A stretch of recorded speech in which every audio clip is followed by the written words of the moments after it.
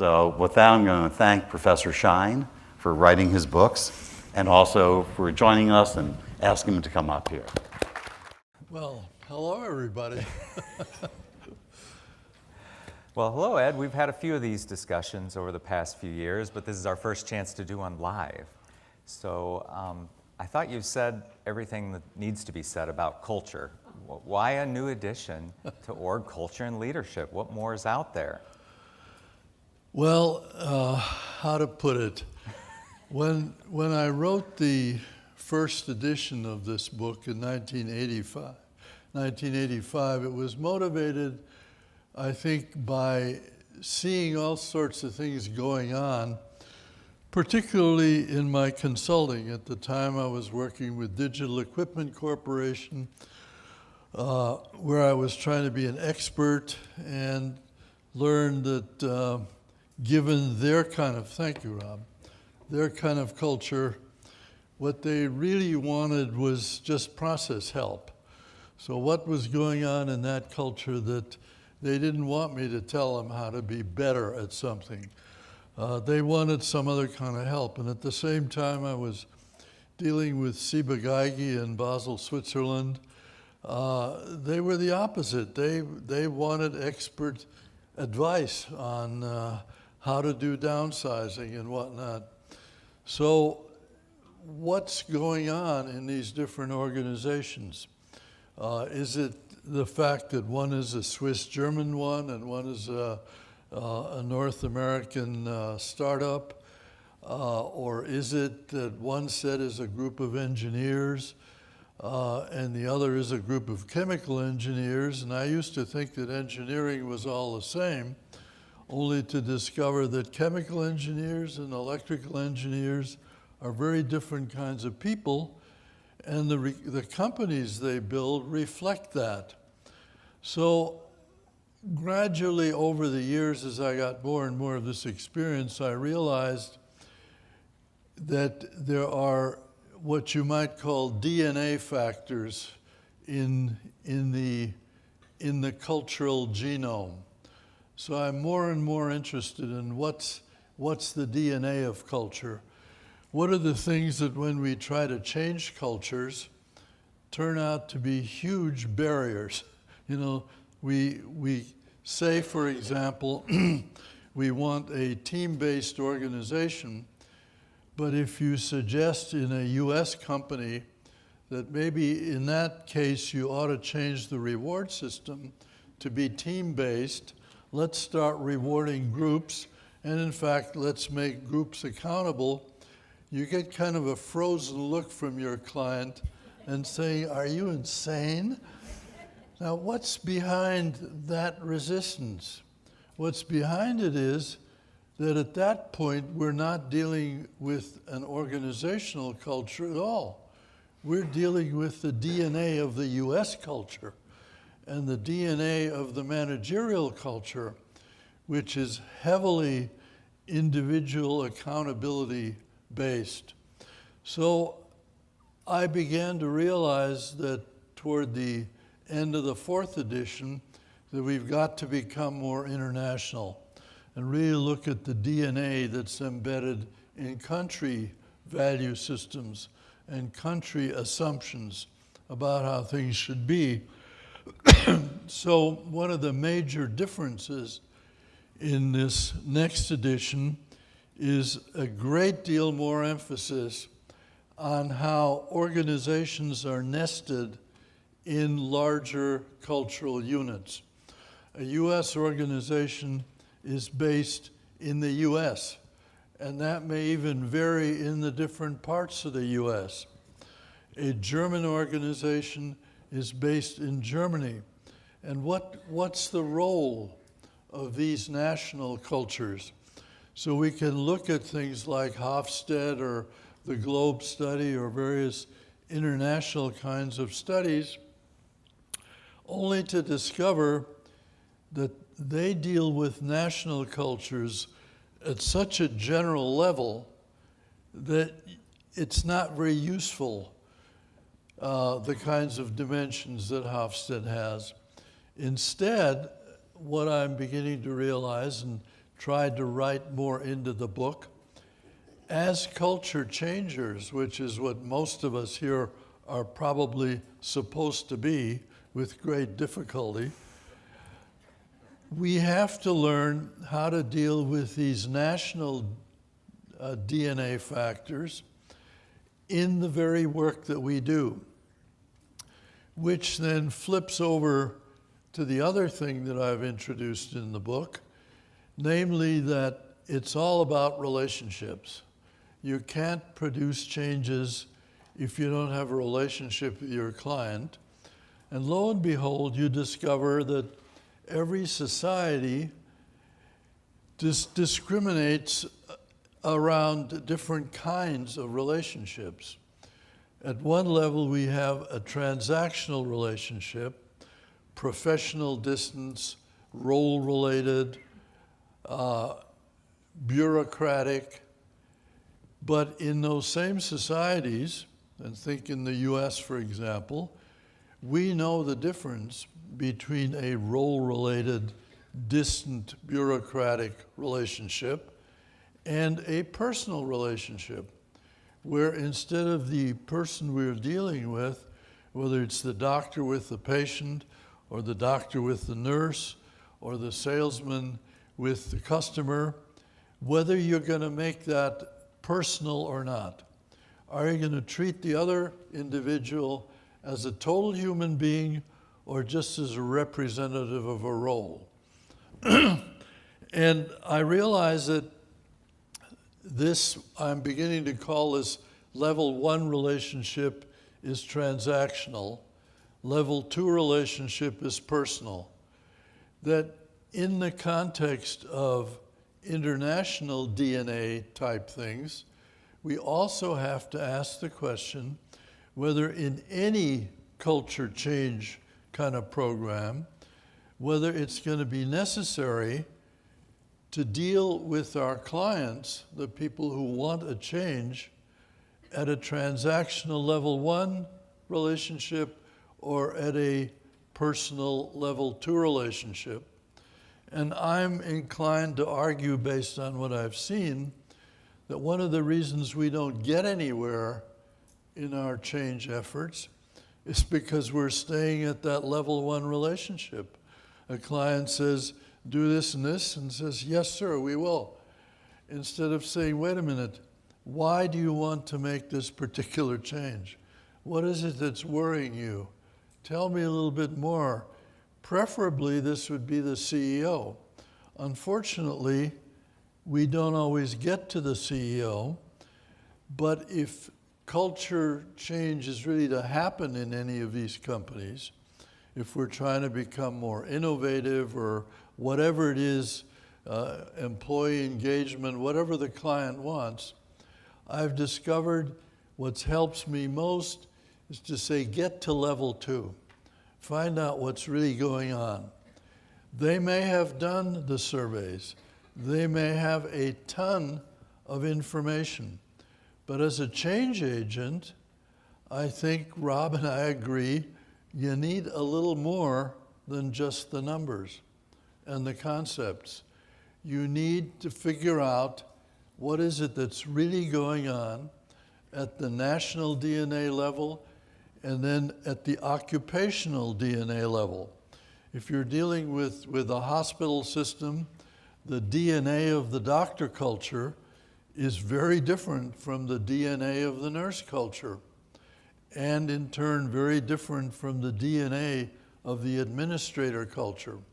So what do you discover? You discover that the real problems of converting a hospital into being more patient-centered is the fight between these 3 DNAs. We want to be a US-based, efficient, cost-effective organization, says the administrator. The doctor says, no, no, no. We want all the equipment and all the tools and procedures that we can maximize patient health. And the patient says, why the hell do I have to be so uncomfortable as a cancer patient having to go to 6 different buildings to get the same tests? So what I'm beginning to see is going on in the culture field is a real battle between different value systems, and paradoxically, each of them wants to be constructive, you know. But constructive doesn't mean the same thing in different nationalities and different occupations and different client systems. So I'm trying to get at that, and the book kind of plays on all of these themes. But you know, the real answer is, I wish I could be as confident as Rob in telling you the story. But culture to me is a bottomless pit of questions and problems. And just about the time you have a good set of answers, you discover they don't work in the next client system you're working with. So there must be yet something else going on. So I'd love to be as confident as Rob, but I'm not. I think we're still in troubled waters, and there's still a lot to be done. That's the essence of where this book is going. And of course, it matches with my other recent book that Peter and I were more involved with, called Humble Consulting, which is all about how to get into a relationship with your client so that you can uncover what's really going on. That's the hardest part. What's really deep down worrying them? What is it they really don't know how to do and yet want to do? They, preferably being the CEO or the executive suite. We need tools to get to them and find out what their problems are. Well, So that's a kind of a long-winded answer, but anyway. So I've probably used the bottomless pit point about 1,000 times over the last couple of years, and you, your work's distinguished by the focus on a problem. And what's the problem and how culture's impacting it. And that problem could be some of the biggest performance challenges in the organization, but you're always focused on the problem. But what we see in this proliferation of culture information out there is that there's lots of superficial solutions, quick fixes, define your values, align everything around them, and we don't even talk about the problem. So are you addressing any of that in the new book about some of these solutions that could do more damage than good, but in other cases may put them on the path to the deeper side and the deeper side of the problem? Well, we're definitely addressing it. There's a whole chapter that I co-wrote with my son Peter, who's lived out in Silicon Valley for 25 years, is very much on top of some of these recent, what do we call them, the SaaS's, SaaS companies. What? Software as a service. Software assisted, quick and dirty, on your computer. You can discover your culture immediately if you just take this 10-item test. I see that as the DNA of the managerial culture working. The managerial culture is deeply embedded in measurement, in pragmatism, doing it fast, particularly out here in Silicon Valley. And so I'm not surprised that managers want something that's simpler than a 1-hour survey. They don't have time to put their employees through all that. They want an instant answer. And whether or not that's valid or not isn't so much my concern. My concern is, what does this tell us about the DNA of the managerial culture? And how do we work with that? If they want something fast, they're going to get it, whether we think it's valid or not. So if I'm a change agent and a client wants to change, let's say, the engagement level of their employees. And they've got a really neat 5-item test to do that. How am I going to work with them? The only way I know of to work with that is to say, well, apart from the fact that you've got this, what is it you're trying to do? Why is engagement important? I'm not going to quarrel over the 5-item test. I'm going to try to figure out what's going on with this person that he would want to do this in the first place. And then I can raise the question, why is speed important? Do you have a crisis coming up tomorrow that you need the data?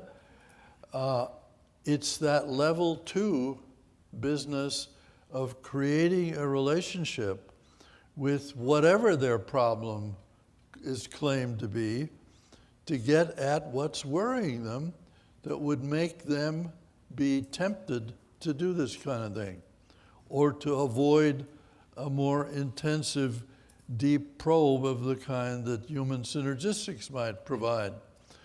I think the DNA works at the internal emotional level.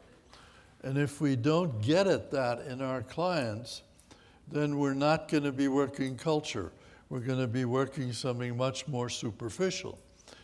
But even in that regard, the thing that I might probe is, how are you using the word culture? What do you mean by a culture of engagement? What's the problem you're trying to solve?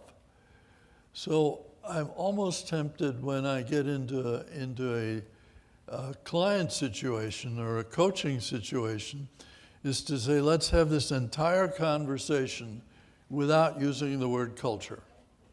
And let's see where that gets us. Forces us to be specific. I have that same reaction to what Rob told you. When someone says, I think we need a more constructive style, I say, what are you talking about? You know, those are just words. And I force them to give examples that might come right out of the survey. But until we're down at the behavioral level of what client A means by constructive behavior, I won't know how to be helpful. So pushing to specifics, level 2 relationships, that's sort of where my head is at, rather than big models of culture. Get to the DNA, think occupationally, think nationally, figure out how to handle a diverse group. If you've got a group in the OR, an American doctor, a Muslim anesthesiologist, and a Latino nurse, and a couple of techs from yet other countries, and you're trying to do an effective job in the OR, you've got to learn how to deal with international diversity. How are you going to get this group working together is the problem. So at that level, culture becomes very real, but very concrete. It's no longer about abstract concepts. It's about literally, how am I going to learn to trust the people that I'm dependent upon? It's at that level that I think we need to work. So where's the crossover in maybe there initially being some qualitative work to really understand the problem, what they're trying to get at, and the quantitative side? Because I know that's something you and Rob have been discussing to a great extent. Where's the crossover? Where's the value? Do you have anything in the book that starts to bridge those two ways of looking at culture? In a textbook, you have to sort of cover the field. And so in that same, I have really 2 chapters. One chapter that Peter and I wrote that deals with the whole variety of quantitative approaches.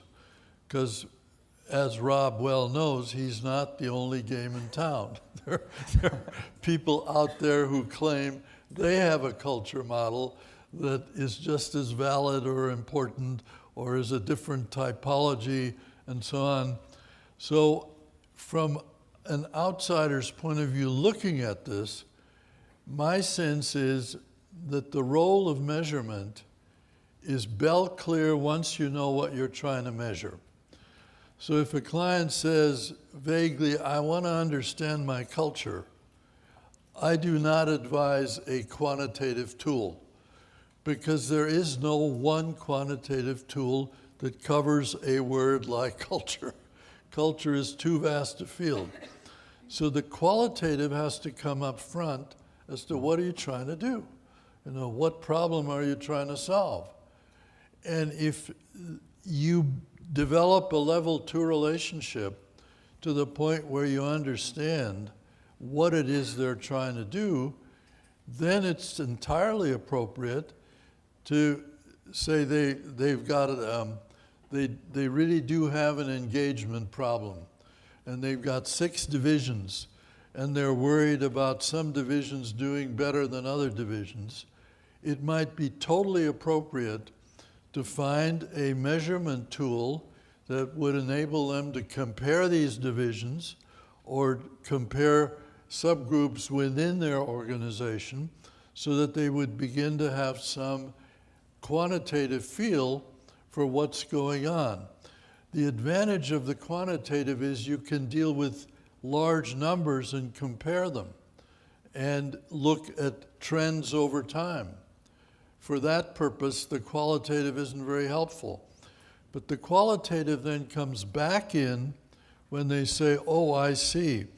This division is different from that division on the degree to which they are, say, constructive. All right, so I now want a program to make the less constructive division more constructive.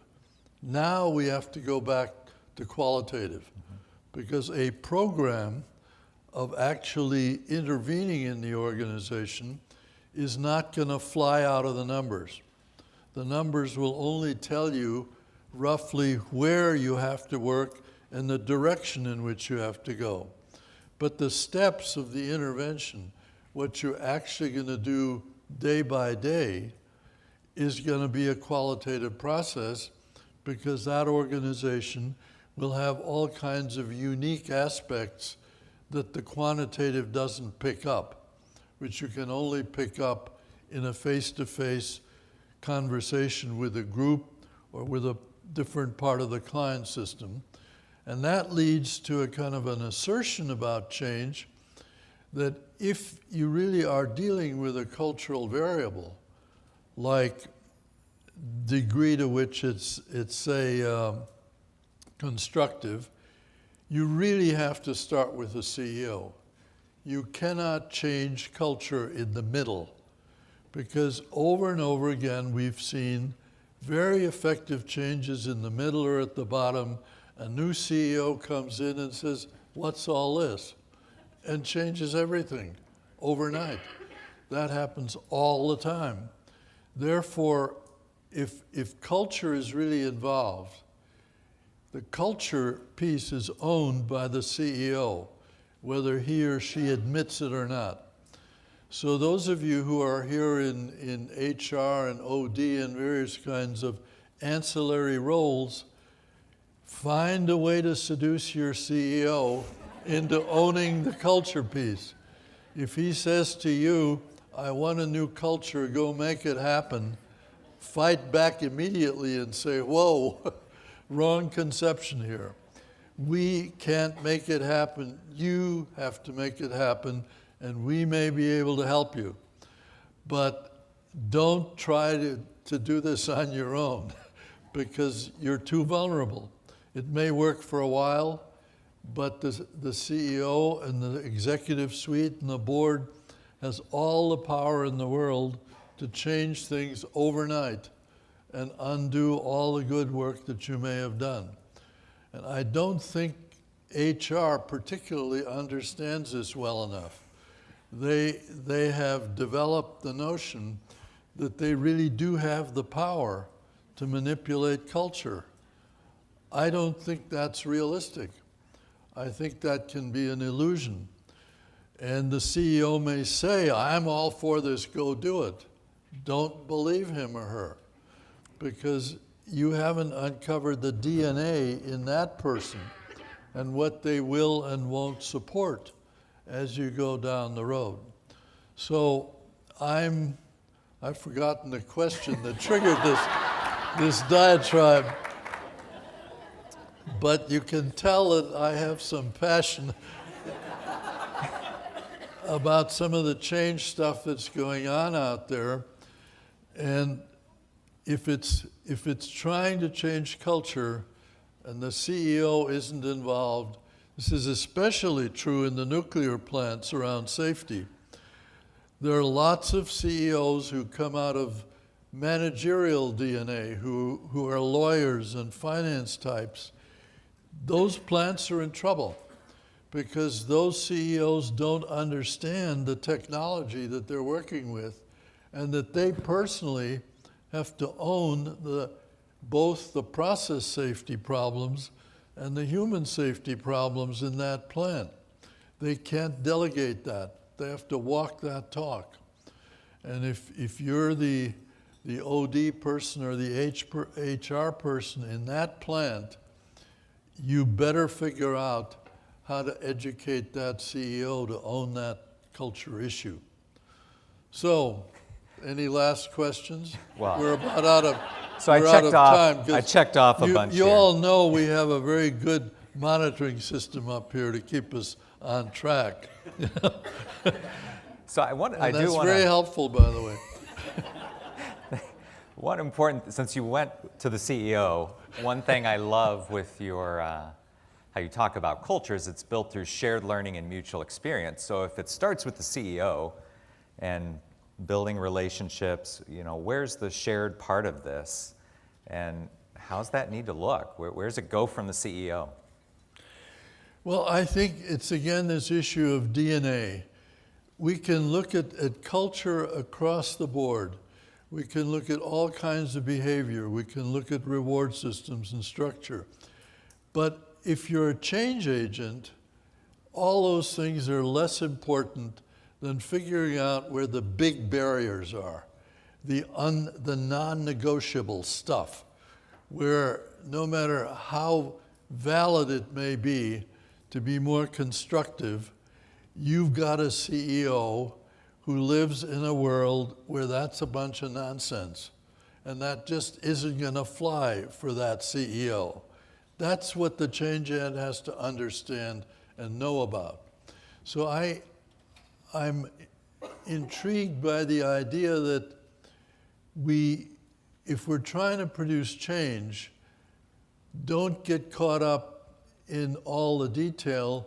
Figure out what is really needed, what's the deep problem in the organization, get the CEO involved in that, and work that issue. All right, so do you have any closing comments for the audience, and then we'll take a couple questions. Well, I've been making closing comments all through here, so let's go to the questions. All right, we got the hand mics, so Kalani, Kathleen, just show of hands here. We'll take a couple questions. Oh, there's one in the back there. She's standing up. She wants to ask this question so bad. She's jumping now. All right, give her the mic. Let's hear the question. Yes, I think some of the difficulties that we find when we talk about culture is that when we get to leadership, they say, oh yeah, honey, we're doing this. We're already doing this. So what is your advice to when we get to the CEO, to we get to that level of leadership to say, yeah, it's not that, it's something different. Because one of the challenges that I see is, I particularly like the change agent title, but when we get to that level of leadership into that room, they say, wow, but isn't this something we're already doing it? And everyone just shakes their hands, yeah. How can we get to that level of growing what we're doing or saying, no, this is something different. This is going to get to that DNA level instead of just another model. It goes back to what's the problem you're trying to solve. I think we get seduced by CEOs and other managers doing benchmarking, discovering that other people are doing stuff, so they want to do it too. And so they approach you with yet another set of ideas, and you're caught with the thought that it's not really about that, it's really about some deeper issue that you're aware of in the organization, and you really can't get that person's attention.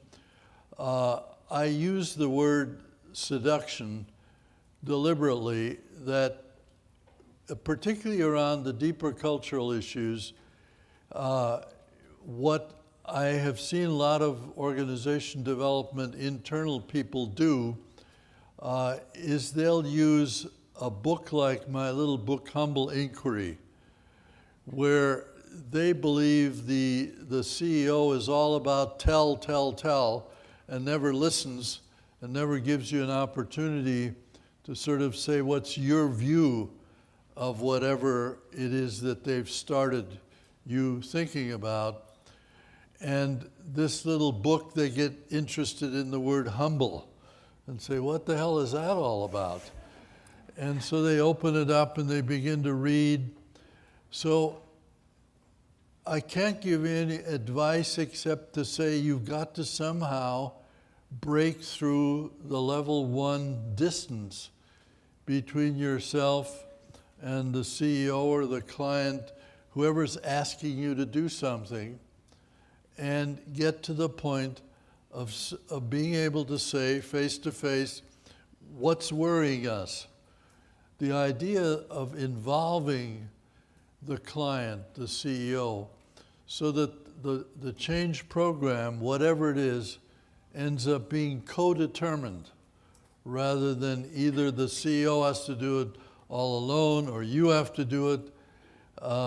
I'm intrigued by this idea of co-determination, which is particularly important now in healthcare.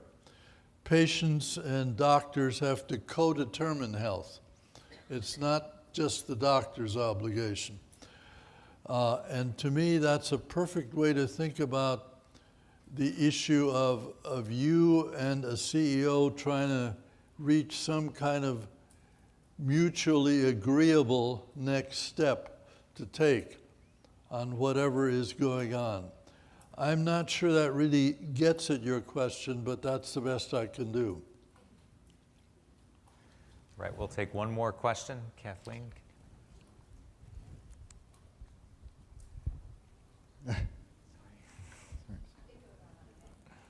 Hello? Okay, great. Thanks. So I'm curious about, you were talking about the larger culture, like the national culture, and how that impacts the thinking around the organizational culture. And I'm just wondering how you see our current economic system in terms of the influence it has around short-term profit or shareholder return, and how that affects so many corporate cultures. Thank you. That's a good question, and there is not so much in the new textbook, but in this little book I referred to called Humble Inquiry, there is a strong statement about the U.S. culture of rugged individualism, pragmatism, competition, short-run orientation. And I think the managerial culture is largely a reflection of that rugged individualism, competition, short-run time orientation. We blame Wall Street or the economic system on, for example, a short-run return and having to constantly look at the numbers. I think that's deeply embedded in Western capitalism and maybe even taken to an extreme in the US. But let's not kid ourselves that that's something we're going to change tomorrow just because we see some of the problems with it. That's an example of what I mean by you've got to deal with the DNA. And in the US, what is so striking is that even as we see more and more tasks that are interdependent, that require teamwork, you see it in the military and so on, you see books on how to be an effective team, is that going to affect the typical corporation that does not have a lot of interdependent work? No, it won't, because the DNA of the larger culture is always sitting there. An executive who wants to do something really different is going to have all his colleagues looking at him and say, "Are you crazy? You're going to reduce shareholder value, and you're going to get away with that?" There are a few organizations that are saying, yes, sustainability, the environment is equally important. We're going to reduce our profit levels so that we can also invest in sustainability. They exist, but I suspect most of them experience it as an uphill fight. So you could argue that everyone in this room is in that uphill fight, because we represent a certain amount of humanism, we represent we represent teamwork, and that is not in the DNA of the managerial culture. Let's face it. All right. Well, let's let the final word be when we can get the book. When's it going to be available?